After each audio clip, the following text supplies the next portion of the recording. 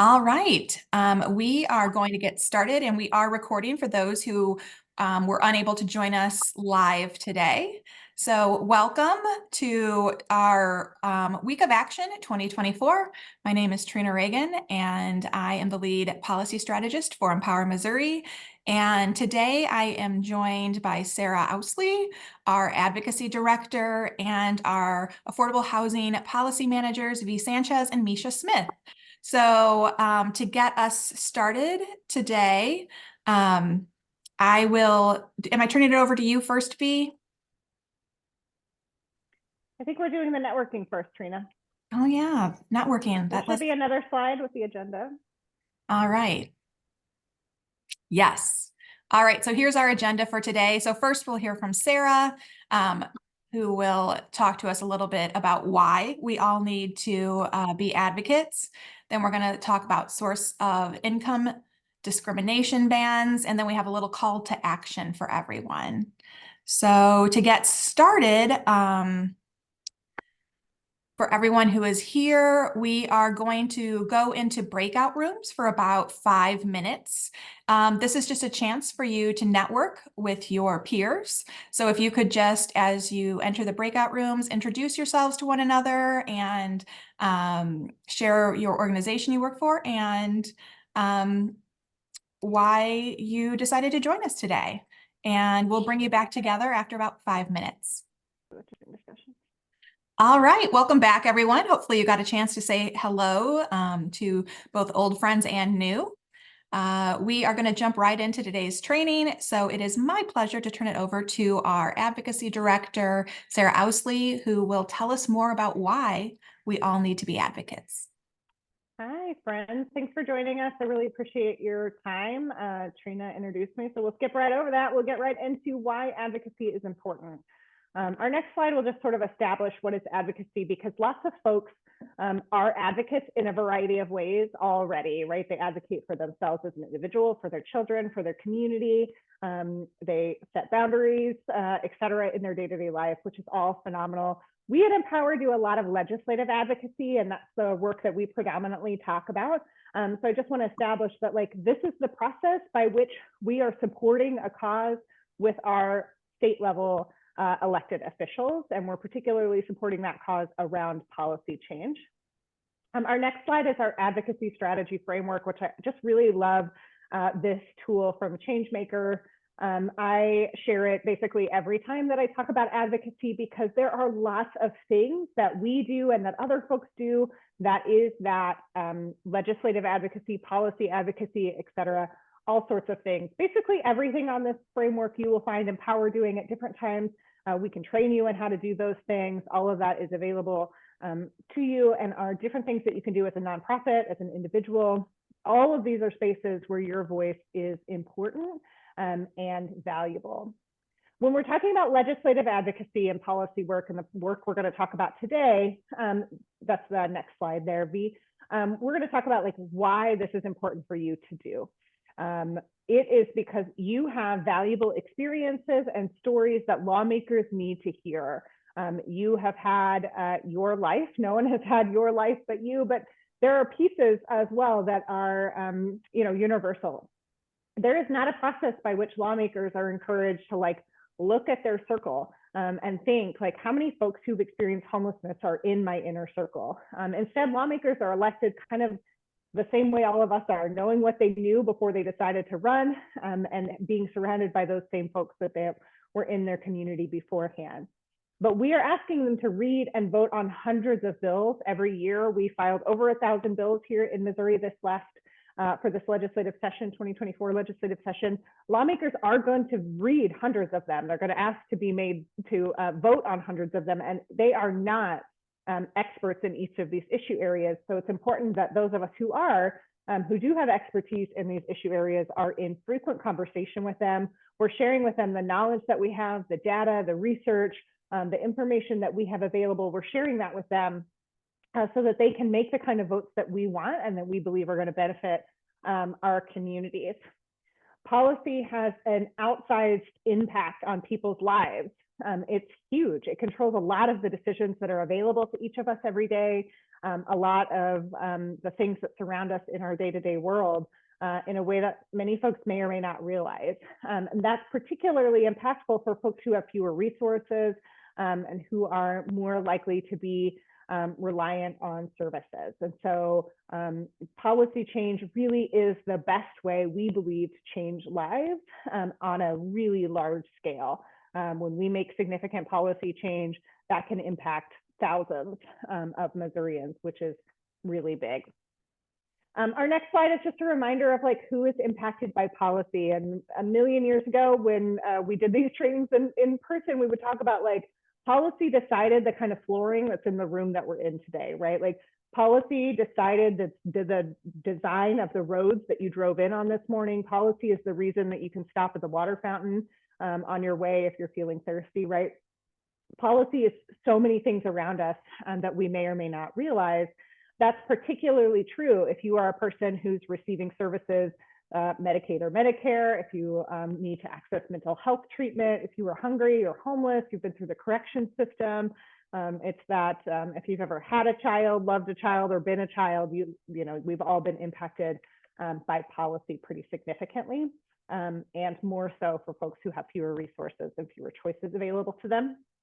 Our next slide is just a reminder, as I always like to, as a social worker myself, and as Empower Missouri has a historic long link with social workers in the field for a very long time, that social workers must advocate. It's in our NASW Code of Ethics that we engage in policy advocacy. And so we have to be involved in these systems conversations to be, you know, to benefit our clients and to be able to practice ethically. And so there is just not an option if you want to be an ethical practicing social worker and avoid advocacy. It's important that we do it. And this is just my last slide, like how do we consider what we're going to advocate around? Because, you know, you may not care what kind of floor is in the room that you're in today, and you shouldn't advocate around that if you don't care that much, right? But there certainly are things that you do care about. And we want you to sort of figure out what those things are. If you're joining us today, it may be really easy to say, I care a lot about affordable housing and homelessness. I care about the housing crisis in Missouri. And so that's the space that I'm going to advocate within. And that is awesome, right? It may also be that that's my professional work. And so on my personal time, like I need a different type of advocacy. There might be something else that I spend my volunteer hours or my limited donation dollars, et cetera. Let's look at what those causes are and make sure that the advocacy that you're practicing is something that's going to be beneficial and feel like good to your soul, right? You're doing really big, important work. Let's make sure that it feels really big and important and good to you. Figure out why you're drawn to that cause. Because one of the things that often happens is like, I have experience with homelessness. I want to advocate around homelessness. Oh, it turns out every time I advocate around homelessness, I am sort of reliving the trauma of being on the streets, and I am not in a good place to do that right now. That's okay, right? There are advocates all around. There are ways that you can practice advocacy that is not retelling your story over and over, particularly within being connected to a coalition or a group where you're sort of, you know, lending your expertise, but you're not feeling overly invested. It may also be like, actually, I feel like I'm reliving this trauma, and that's the thing that's helping me heal from this. That's a way that I am changing the system for the folks that I encountered who I know really need that support. There's not a wrong answer here. We just really like to say from the beginning that if you are engaging in advocacy with an issue that you're personally impacted by, that you're taking good care of yourself from the beginning so that you are able to practice this, do this work for a long time. We are often trying to change decades old public policy that may have been put in place before we were even born. And so we should not expect that we're going to do that in a couple of years. And so we need to have those personal boundaries and personal awareness and practice that self-care to make sure that we're in this work for a long time and making sure that we're supporting our needs within the advocacy that we practice. So that's a super quick training on you know, how to identify what you might want to advocate around and why you should do so. And Empower Missouri is here for all sorts of your training needs. We're really happy for you to reach out if there are other things that we can help you with. But for now, I'm going to turn it over to our affordable housing policy managers, V. Sanchez and Misha Smith. And I believe V is going to get us started. Thank you, Sarah. As Sarah mentioned, my name is V. Sanchez. I, along with Misha, who's also on the call, help to lead our Affordable Housing Coalition, which is a statewide coalition. Today, I want to talk about state preemption and how that impacts source of income discrimination bans. So let's see here. All right.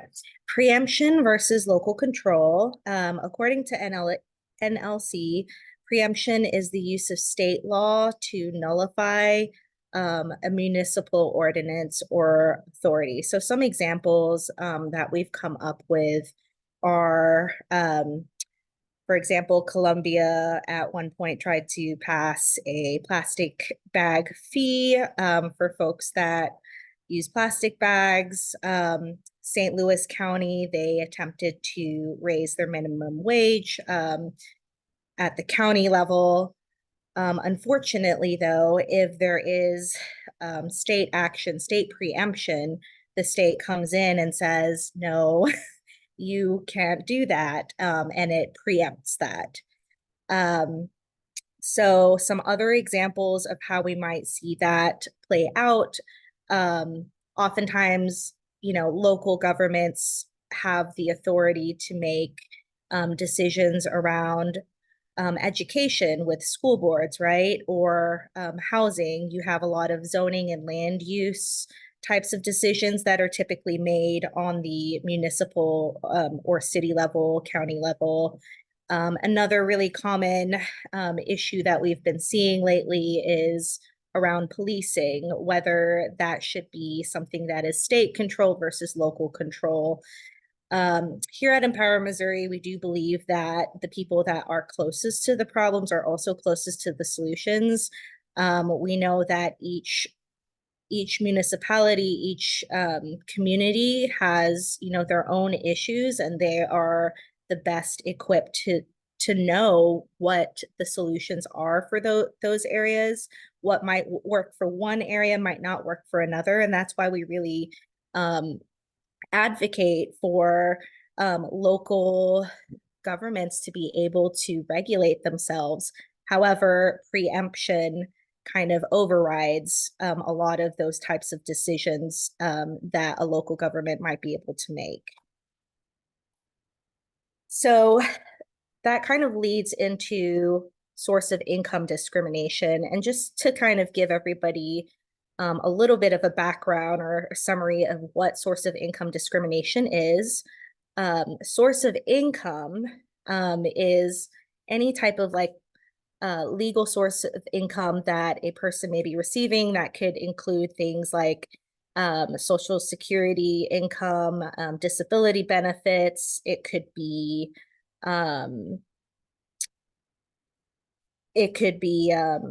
housing choice vouchers, which we'll kind of get into later. But these are typically like non-traditional, unearned sources of income that a lot of people rely on, for daily living, whether that's for paying your rent, purchasing groceries, what have you.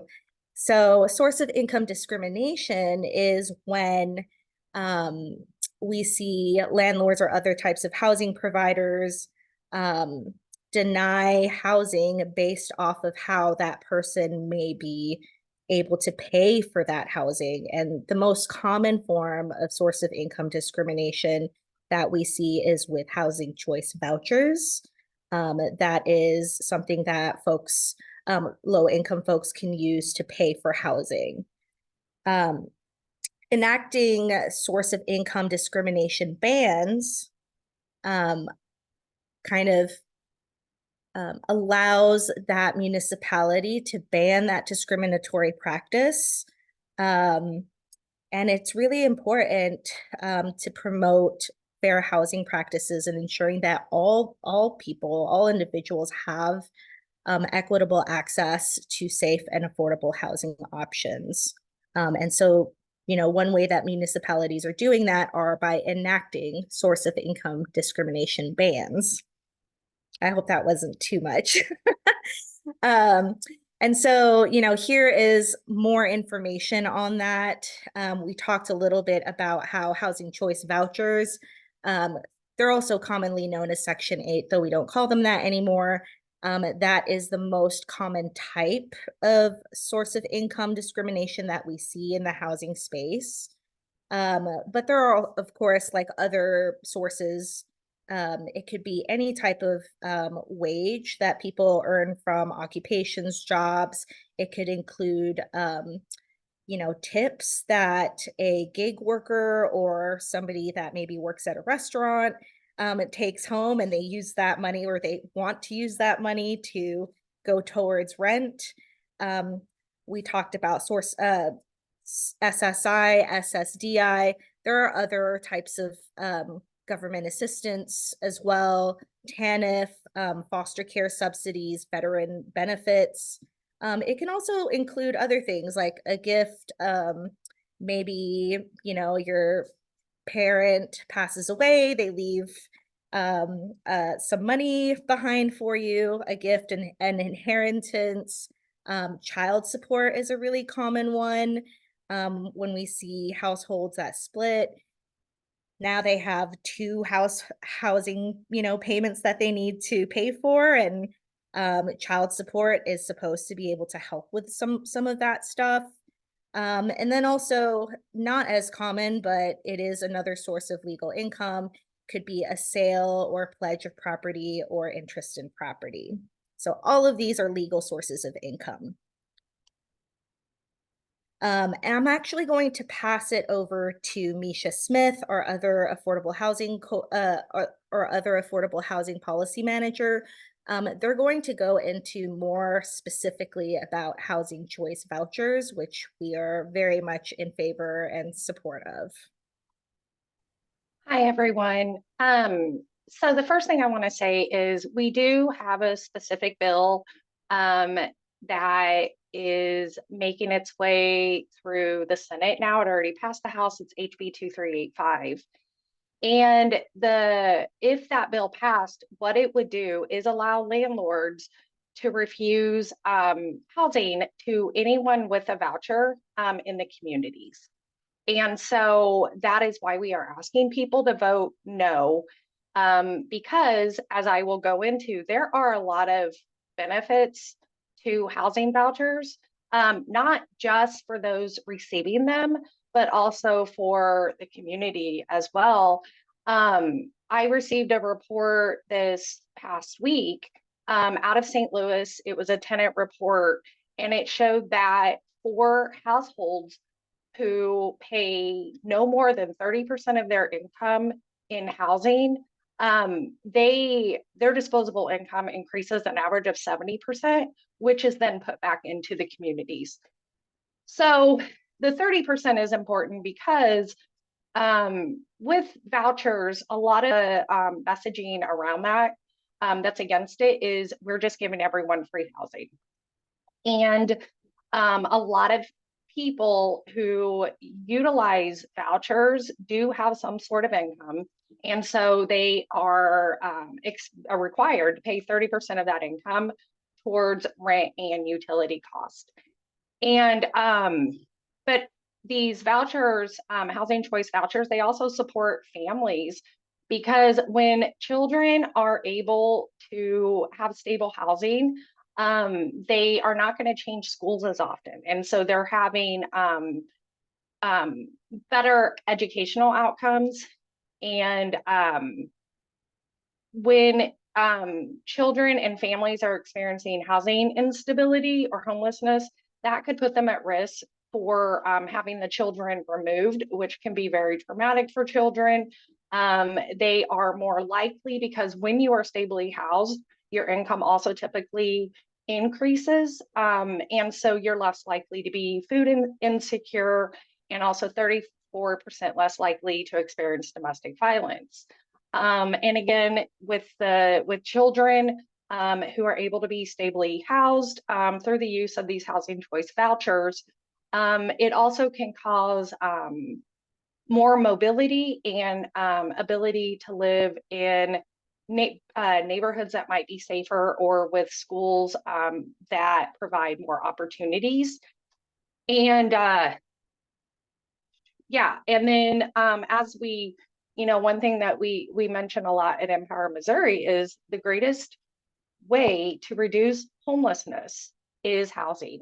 And when households that are low income are able to use housing choice vouchers, there is a really sharp decrease in homelessness, and they are less likely to be moving as much.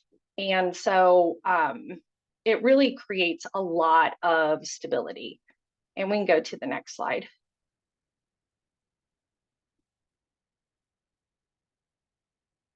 Yeah, and so as we mentioned, the most common form of discrimination that we see under the source of income discrimination is against voucher holders. Landlords can actively right now in areas that do not have these bans in place, landlords can deny applications solely based on someone having a voucher. And a lot of this is because of stereotypes about voucher holders. And the thing is the data shows that a lot of that is not true. And if HB 2385 passes, I mean, again, this would make it a law where these landlords across the board could say, we're not renting to you. And so all those benefits we talked about, housing stability, reduced homelessness, those would be erased. And we would see people are experiencing even more difficulty getting into housing. Because in a previous job, I was a manager at a housing program, and we had 7 different housing voucher programs.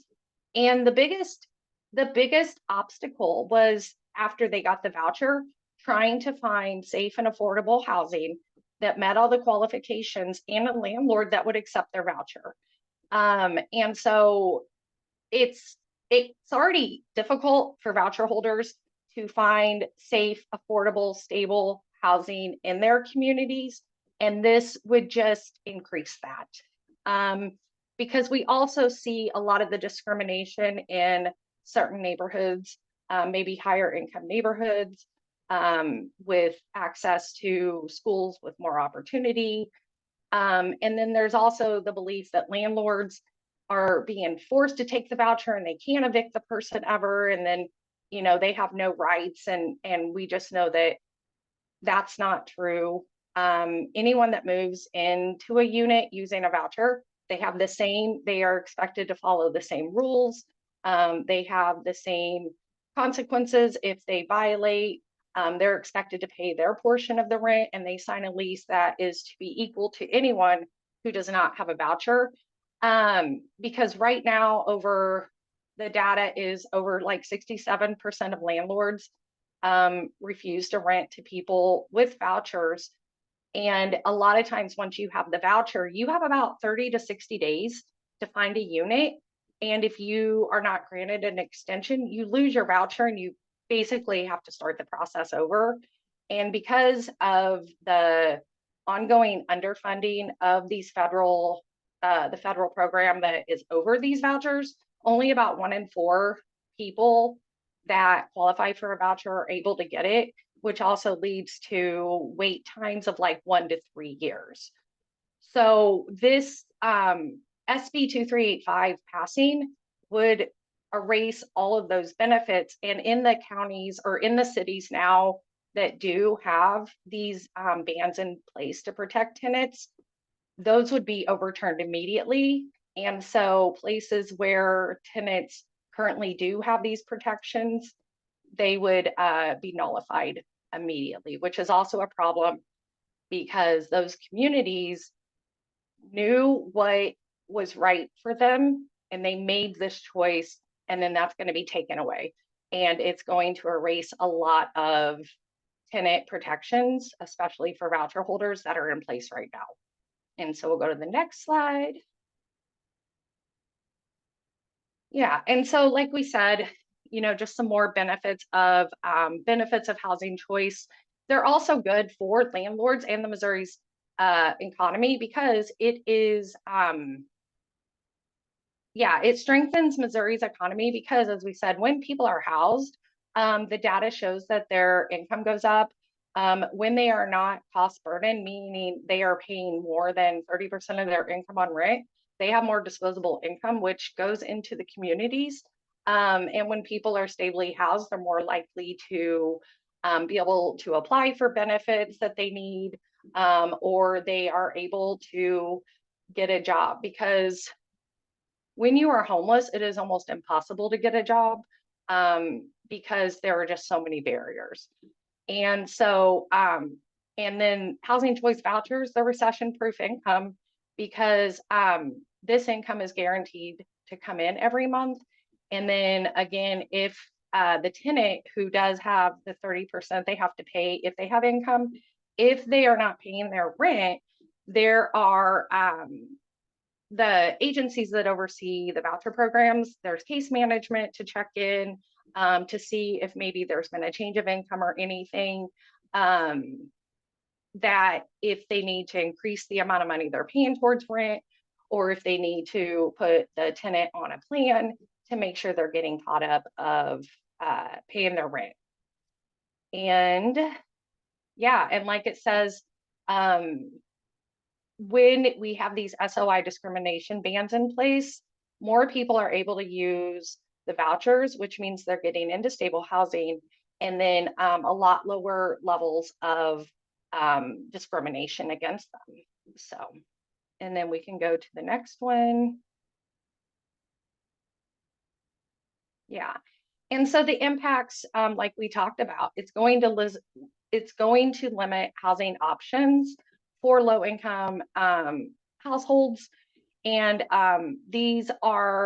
this is a population that's already dealing with severe housing shortages of affordable housing. The 2024 gap report from the National Low Income Housing Coalition, we are at 120, a little over 120,000 shortage of 120,000 units of affordable housing in Missouri. Last year it was 114,000. So that's where we're at.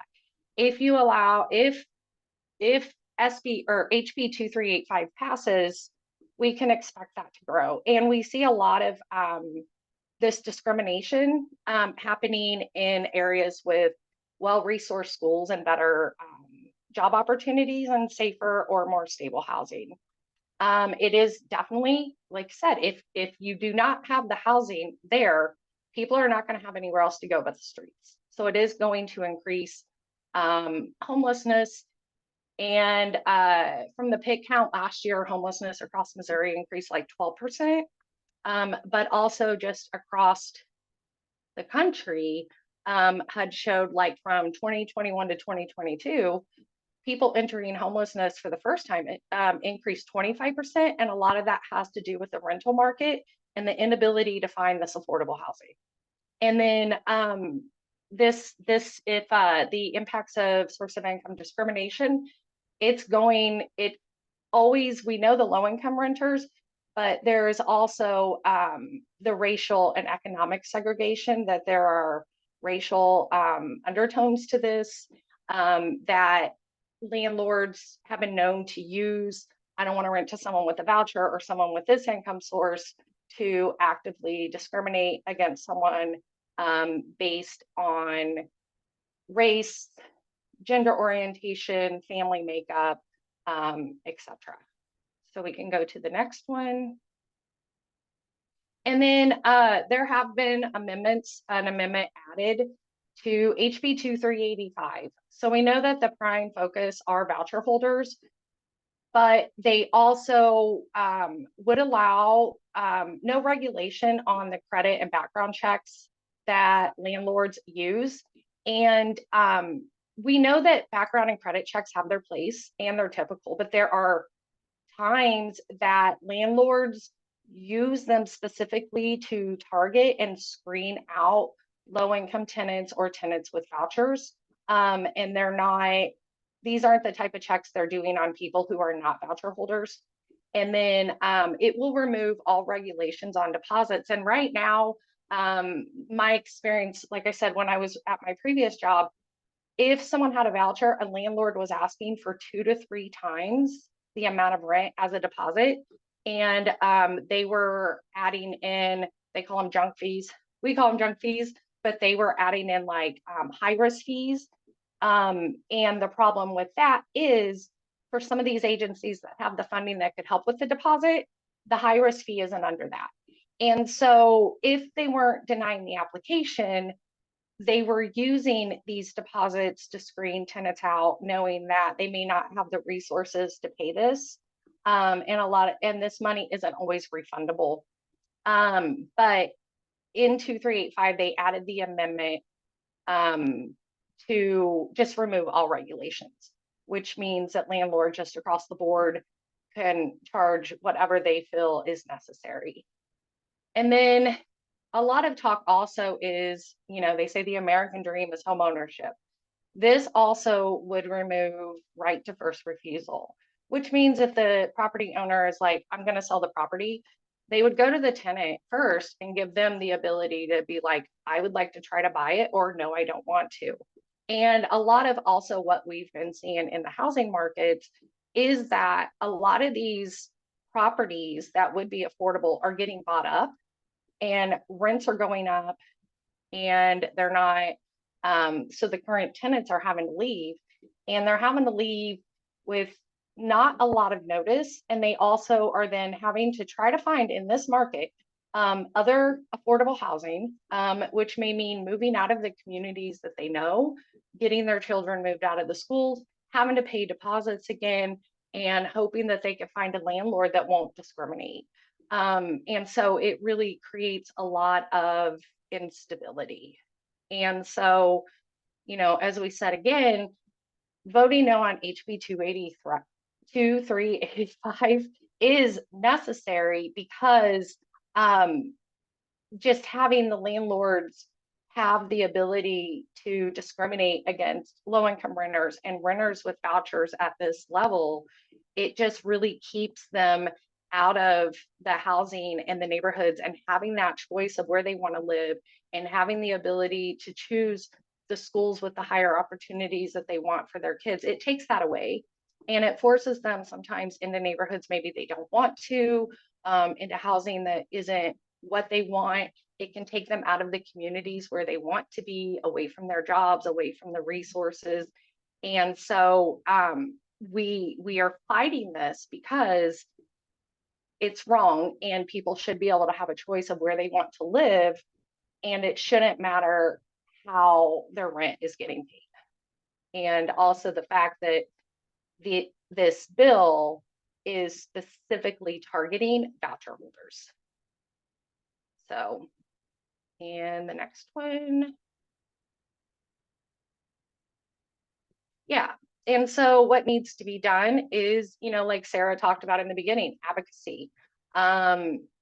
Just by voting, supporting, reaching out to your legislators and talking to people that or advocating against this bill. We need to keep local control and allow the communities that are passing these source of income discrimination bans to keep local control, because as Bea also said, communities know their community and what they need, and when they choose to do this, it should be doing that. And we also know that by voting no on HB 2385 and not allowing this discrimination, it also will reduce homelessness, which is a huge talking point at the local, the state, and the federal level right now. And it's promoting fair housing, and it's expanding access to housing. So a lot of what needs to be done is, when there's a public hearing, come down to Jeff City, submit testimony, contact your legislators, contact the committee members who may be voting, join us in our Affordable Housing Coalition meetings, where we really go in depth on these bills and what needs to be done. And like we said, with the language changes, anything being added on that.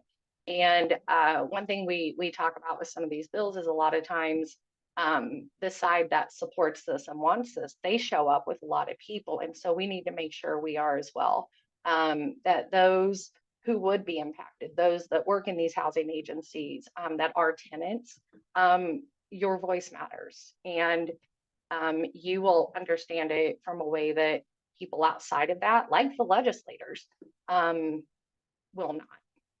So we can go to the next slide.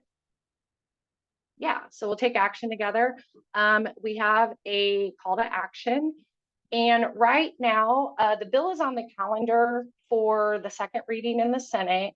And then what they just do that. And then after that, sometimes it can be that day, sometimes it can be 2 weeks later, it gets assigned to a committee.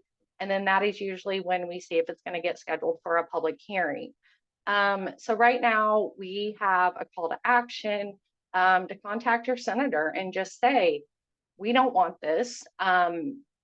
You know, vouchers are great. Vouchers are great for the community. Vouchers are great for low-income households because it does cause that economic mobility of helping people access more job resources, better school options, safer communities. And so, and also we need to keep local control in these communities, especially the communities that have passed these discrimination bans. They should be able to keep those, and communities that see these and go, this would work for us, they should have the ability to pass those. So the link, Trina put the link to the call to action in the chat. You can click that and you just enter some of your basic information, and from like your address, it will know which legislator. You click submit and it will send, yeah, thank you, Stephen. It will send this to your legislator. It can also be edited if you want to add some of your own wording or a personal detail about it. So we don't want to do all the wording for you if you have your own things to say. Sarah, V, do you guys have anything? Because I think the next thing, if anyone has any questions, but I know we also have our survey at the end. Yeah, I guess I just want to reiterate how important housing choice vouchers are. We support that, and we do not support the passage of this bill that would allow discrimination against voucher holders, as well as people using other types of income to secure their housing. It's really important that everybody knows that voucher holders, you know how it's illegal to discriminate against folks because of their race, gender, um, uh, their familial status, whether they're married or they have children and what have you. All of those people that are already in these protected classes are overrepresented when it comes to voucher holders. And so when we allow source of income discrimination and in particular voucher discrimination, it's just another way to discriminate against people that you're not supposed to be discriminating against. And so that's really important that everybody knows, just like it is illegal to discriminate against race, gender, etc. It should be illegal, in our opinion, to discriminate against a source of income. So I just wanted to really just say that and make sure that folks know that, this is a serious issue. I do want to open up the floor for anybody that might have questions. Certainly feel free to type into the chat or potentially come off mute. It looks like we have a few minutes here. We have a question from Nabira. Any movement towards seeing Missouri back in compliance with the federal fair housing status? I'm glad you asked that, Nabira. For folks that are not aware, unfortunately, Missouri is the only state that we're aware of that is not in compliance with what the federal law requires all states to do to protect against discrimination. So there has been a bill that has been filed by Representative Doug Mann. It is called the Missouri Fair Housing Act. And that bill I'm not sure what the bill name is right now. If one of you all are able to pull it up and drop it, that would be great. Yeah. But if I can't find it, we'll make sure to kind of like follow up with everybody. But that bill, the Missouri Fair Housing Act, would bring us back into compliance. It would bring back, you know, several $100s or several $100,000 worth of funding from the federal government to help us enforce fair housing, to help us educate around fair housing. It hasn't seen much movement in Nabira, unfortunately, but I think that there just needs to be a lot more educating and advocating around that to start seeing that movement. Just so folks know, Empower Missouri is working on creating that momentum to make that happen. Let's see here. We've got a question from Lauren. When a 501c3 wants to do advocacy work, are there restrictions? I remember in college, a professor said that nonprofits can't advocate for specific things, but could support general ideas. Is that just a rule in that state? If so, what are Missouri rules? Sarah, you want to take that one? I can, Lauren, that is a misconception that is repeated often because nonprofits really have a lot of power, right? They have a lot of public will and public trust. Folks tend to trust the things that they say and do. And so there's a misnomer that C3s can't engage in any advocacy or policy work or lobbying because it's a way to sort of keep our power down, frankly.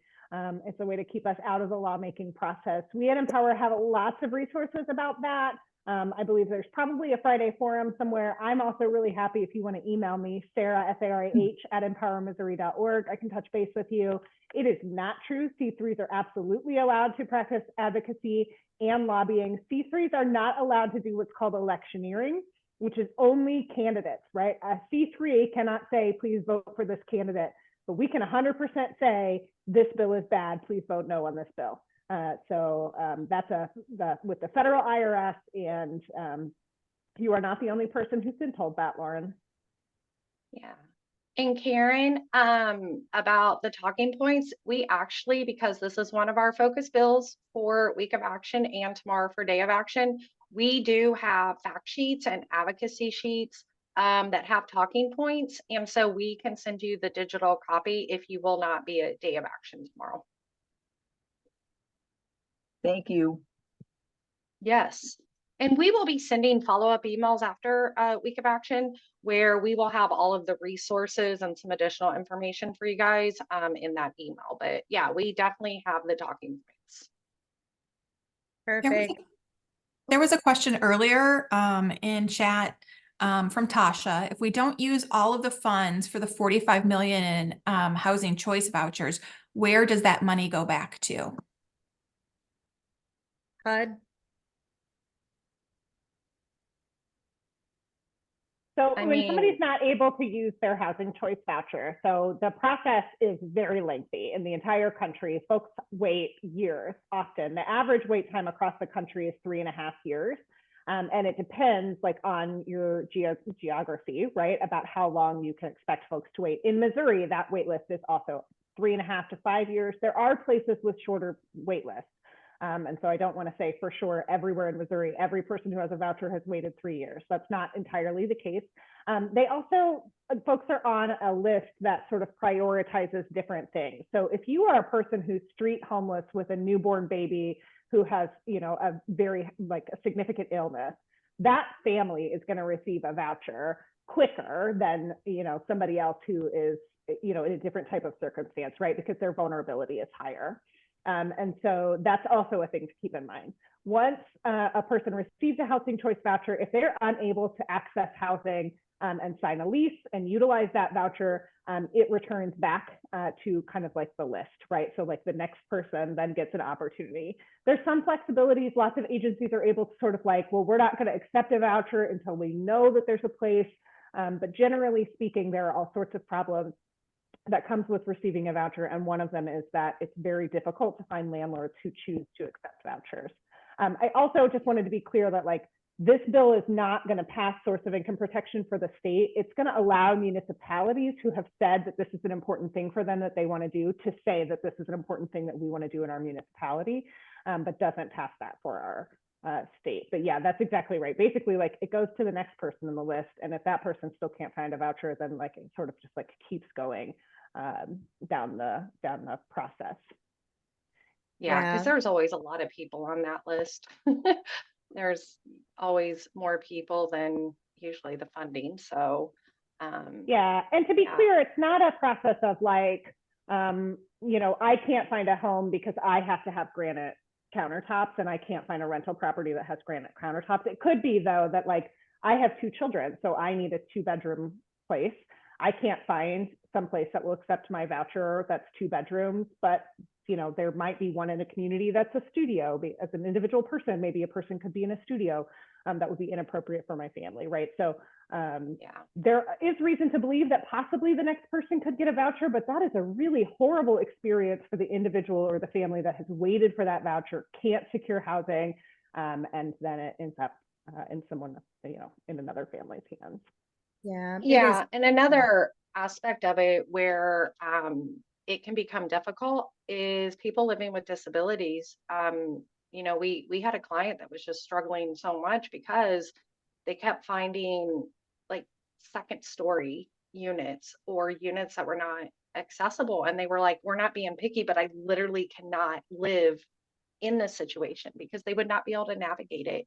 And so that is another area. Or people that are like, but I have my job here, I use the bus system, you're removing me so far from that, I won't be able to go to work. And these are valid. These are things that if a person wasn't using a voucher, people would be like, oh yeah, that makes sense. And it applies to people with a voucher too, that they deserve to have accessible housing as well. And that is a really important part that I think we forget to speak on sometimes.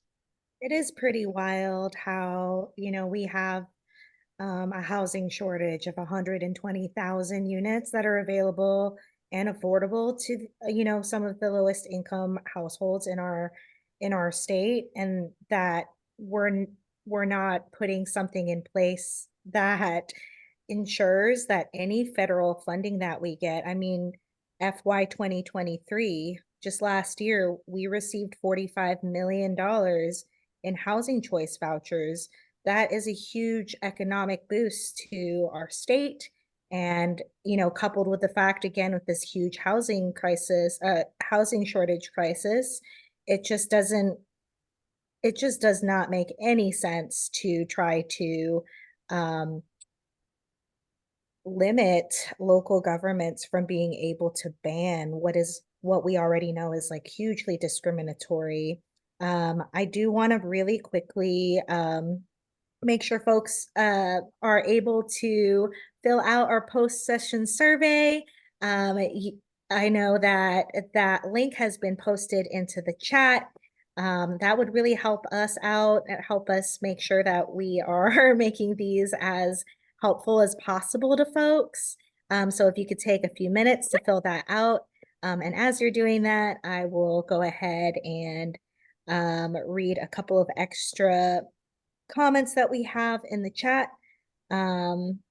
Let's see here. Gary Rhodes says U.S. Senator Tim Kaine has a bill that would add voucher holders to the Federal Fair Housing Act's list of protected classes, which makes a lot of sense because most vouchers start with HUD. Yeah, no, I think that would be great. We would love to see that at all levels. Let's see here. How much time do we have? 5 minutes. 5 minutes. Okay. And did everyone's, oh, sorry. Sorry, go ahead. I was just gonna make sure everyone saw the link to the survey. We use that feedback to kind of guide how we do these and make sure that we're providing the information you want, or if we need to make any changes. Yes. I'm going to go ahead and just put it in the chat again in case you lost it. It's the bit.ly link.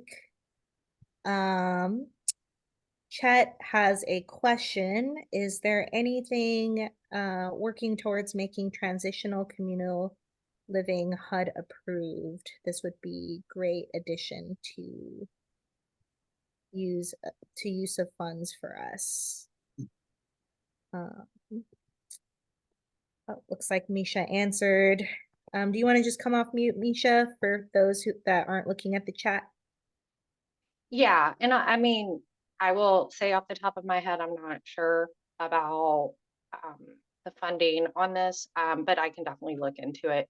And then I do know I just saw an article where in Columbia and some of the agencies I have been talking to in there, they're about to establish transitional housing using the tiny homes, kind of after like Eden Villages, which has been a tiny home community for those experiencing homelessness. And so I know that they're doing that, but I'd have to look specifically in like the funding for that to answer. Yeah, HUD is Or Sarah may always going to know. HUD is always going to spend and direct their resources towards the things that are most evidence-based.